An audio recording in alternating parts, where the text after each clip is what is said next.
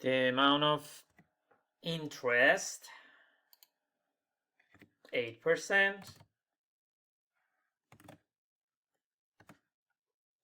So the balance with the same logic we discussed for this part. The balance at the end would be this plus this. They are going to pay all the interest, so they don't pay interest over interest. How much principal? As it was clear in the plan, 0, 0, 0, and they are gonna pay off everything at the end of year 5. So they are gonna pay $5,000 at the end of year 5. If anything is unclear, feel free to reach out so we can discuss it more. So total payment is the principal payment plus interest payment. So here, what is the balance at the beginning of year 2? It is the balance at the end of year 1 minus your payment. So it would be the balance for the next period. And we continue with that, and after that we are gonna have a check on everything.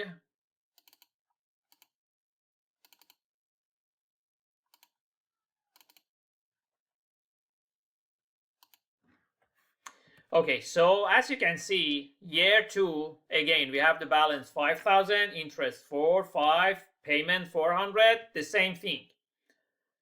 Here, what is this?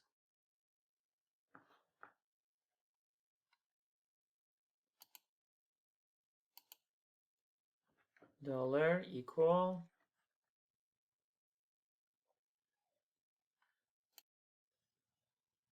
So this plan is pretty simple because they have 0 payment on the principal, so the balance at the beginning of all the periods are 5,000.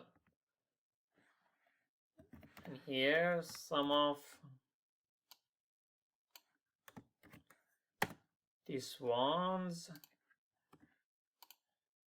So interest payment 2,000, and totally you are paying 7,000. Just to get, if I ask you why the total payment is larger in this one, what would be your answer? Stop the video and try to come up with an answer. Okay, now I'm going to give the answer for that, because here the client, the customer, immediately at the end of year 1 starts to pay the principal. So when you pay the principal, they are not gonna get interest, charge you interest on this 1,000 anymore.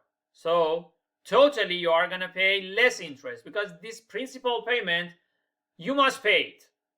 It is something fixed. The differences between the total payments depends on the interest. So that's the reason. And that's it. Now we have this beautiful table that shows off the details of our payment. It was plan 2, empty table. It is the filled out one. So now we are familiar with a concept that is called equivalency or equivalent. About these 2 plans that we just reviewed together,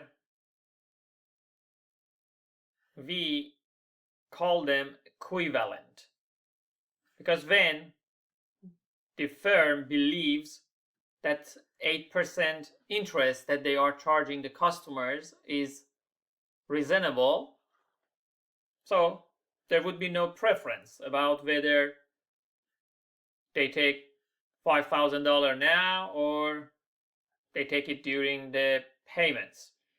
That's the reason when you are applying for financing something, they provide you with several plans and they have no preference. over there when they offering you. In the world of finance, we call them, they are equivalent. You are gonna do this example before we proceed, so we make sure you are doing enough practices while we are progressing. Okay, if you were to receive $4,000 today to invest at 6% interest, what would this be equivalent to in 5 years? So the present value is 4,000. The interest rate is 6%, and the number of periods that you want to analyze the equivalency is 5 years. When we want to do the cash flow, we come up with such thing. You are investing, so the arrow is downward, and after 5 years you are gonna get this amount. How much is this F? Go ahead and calculate it. Stop the video before I show you the answer. Here is the formula you should use. Okay, so if you needed that help, stop the video, try to solve it yourself. Here is the answer. $4,000, 1 plus 6% to the power of 5. So $4,000 now is equivalent to 52.90 in 5 years. Let's do it with Excel, because in that way it feels more practical when we do everything through that schematic, visual way. Since there is no payment, we don't need the columns, and just these 3 would be enough. Balance at the beginning of the year. Okay, how much is the interest at the end of the year?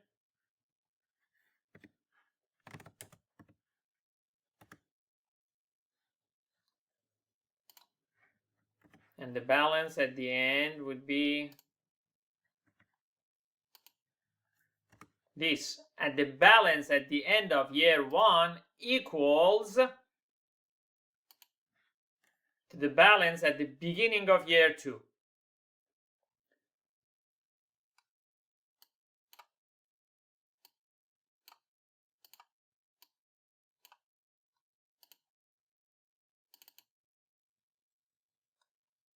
So see what happens here. You have 5,000.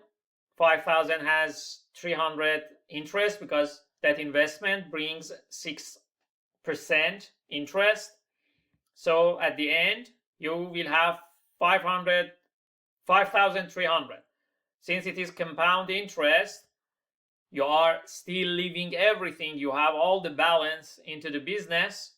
So you have 5,300 at the beginning of the period, and this one now, this has this interest. It is not 300 anymore, it is 318, because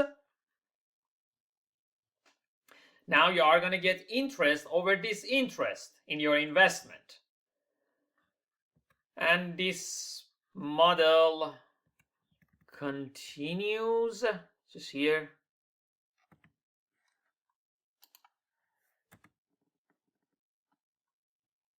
Yeah, what was that? Now we have these.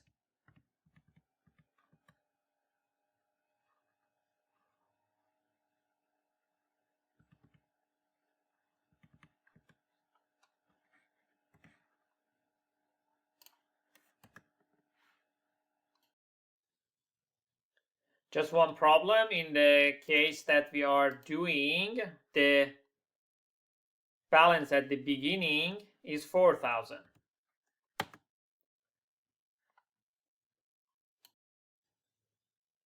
And now here you see exactly the same number as we had in the PowerPoint. Over there you use the formula, but here you are showcasing your theoretical rigor, that even without getting involved with formula, the standard formulation, just because of your deep learning here, you can apply them and you come up with the answer here. However, I have a good news for you. It is gonna get even easier. You remember I told you we are gonna use software, but of course you need to learn the logic, that how all these numbers are connected with each other, and never get intimidated anymore when you are looking at a page populated with so many numbers that have surface type of complexity, but they are in fact so much easy to understand them. Okay, so what happens in Excel when you want to calculate the future value? What we are going to do here, you see, you put FV, and after that it shows you the help, as you can see in the video. What is the rate here? The rate here is 6%, correct? What is N in our case? 5. So you see, you just enter the values, and after that PMT is the abbreviation for payment, for annual payment. We didn't have any annual payment here, so I'm gonna put 0 for that. And what was the present value? 4,000. Make sense? So I just put the values inside it. See, my friends, exactly the same value. So you see, now we have 3 approaches to get the answer. If you don't get it, stop the video, replay it, and try to make sense of the formula, everything I just showed you. And make sure you are not memorizing anything. You learn them. You digest the idea. You become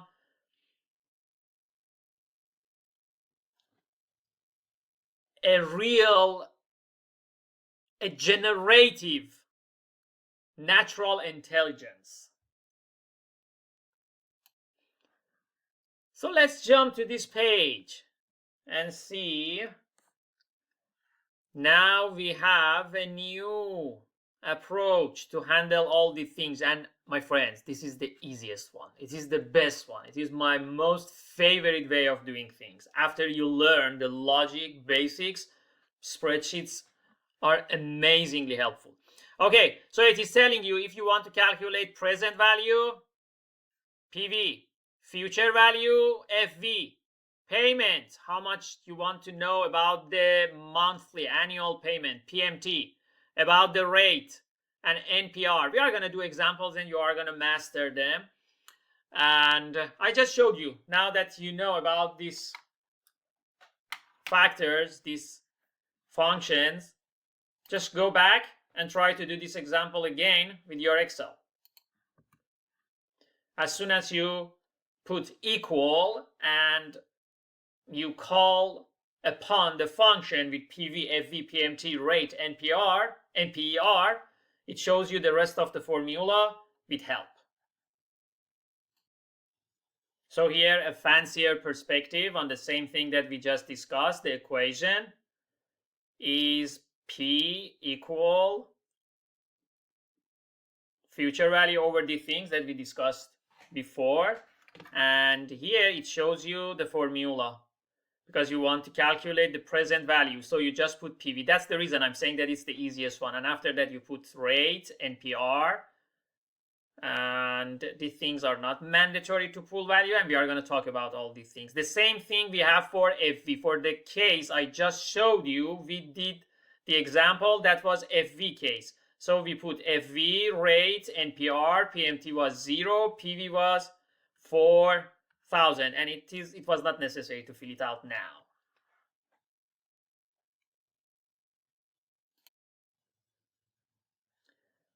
more elaboration on the same thing. Here, when you want to use formula, you are going to go with this. And if you want to use Excel, you are going to use this. When you see things are in brackets, so it means that they are not mandatory to fill them out. That in cases that in future we are going to do, you will notice it better. But since here in this case we had PV, I put it over there. But you notice I didn't enter the type over there, and it didn't give me any error because it is not mandatory. This input is optional. Usually I don't like to make my videos longer than 20 minutes, 15 minutes, 16 minutes. So every session you follow a video, it would be a short video of 15 to 20 minutes. So it would be the last slide in this video before in the next video we do some practices. So here, Excel financial functions. We tried this together. In this one, you put the FV and all the inputs and you get the results. What happens here, my friends? What you want to get, it is in that case. You want to know if the rate is 7% over the period of 30 years. If you want $100,000 and you don't want to pay anything else in future, how much you need to pay annually? And it's amazing, it calculates this for you.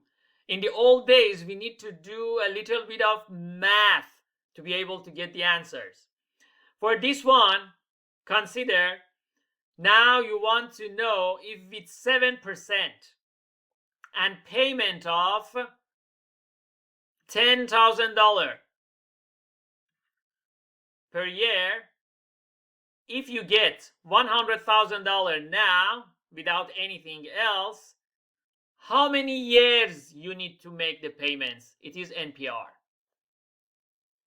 Please, if you get confused regarding these definitions that I'm getting you, feel free to replay the video again and again. And the last one for rate. You want to know if you want to pay off a loan in 10 years while you are paying $10,000 per year for the amount of money that you have borrowed now. Let's say it is $90,000. What is the rate of interest they are charging you? So did you notice that you are getting a mortgage at $90,000, okay, and you are ready to pay it back $10,000 per year for 10 years. So you are ready to pay back $100,000. You borrowed 90. You want to know how much is the interest rate.